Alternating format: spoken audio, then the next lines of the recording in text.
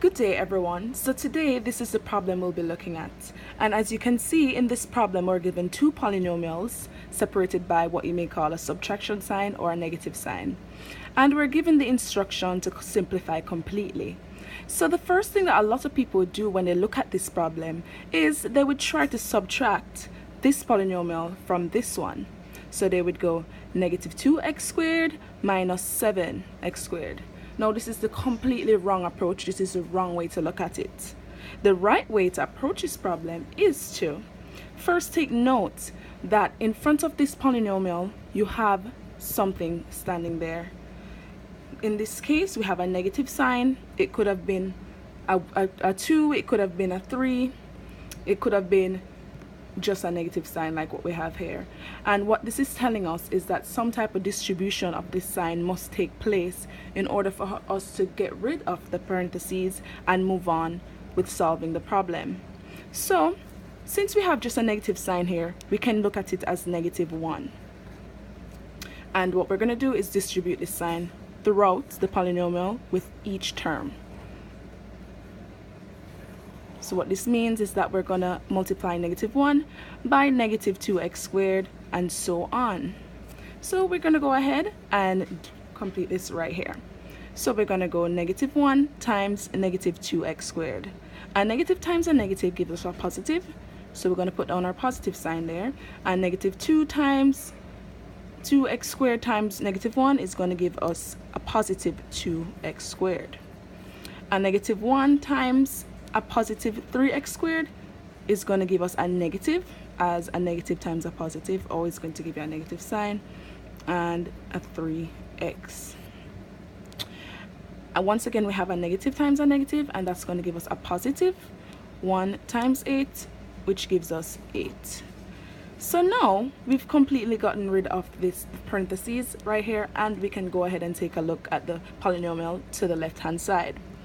So I don't know if you guys realize, but there's no distribution has to take place right here, and that is because there's nothing standing in front of the parentheses. So we can go ahead and rewrite it as is without the parentheses.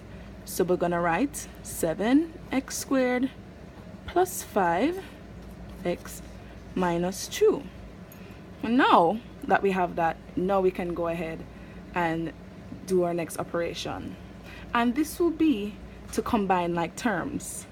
The reason why we're going to combine like terms is that it creates it makes everything look a bit more organized, and it's easier to go ahead and add like terms together. So now what we're going to do is combine like terms. What is a like term? So if you take a look at this what we have here, you have a 7x squared on this side and you have a 2x squared on this side. These two would be considered as like terms, and that is because they both have the similar powers, the same power actually. And then you have a 5x and you have a 3x. Those would be considered like terms, and then the constants too would also be considered like terms. So now combine like terms. So that's exactly what we're going to go ahead and do. So we have 7x squared plus 2x squared. Now plus 5x minus 3x.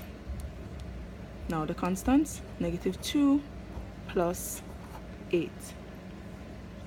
Now that we have made everything look a bit better and organized our function right here, we're gonna go ahead and we're going to add like terms together. Add like terms. So like terms, like terms, like terms. A 7x squared plus 2x squared is going to give us a 9x squared. A 5x minus a 3x is going to give us a positive 2x, and a -2 plus a 8 is going to give us a positive 6, because on 2 negatives you have 8 positives. That means that you must take away the 2 from the positive 8, which is going to give us a 6. And guys, that brings us to the end of our problem. This is the answer: 9x squared plus 2x plus 6.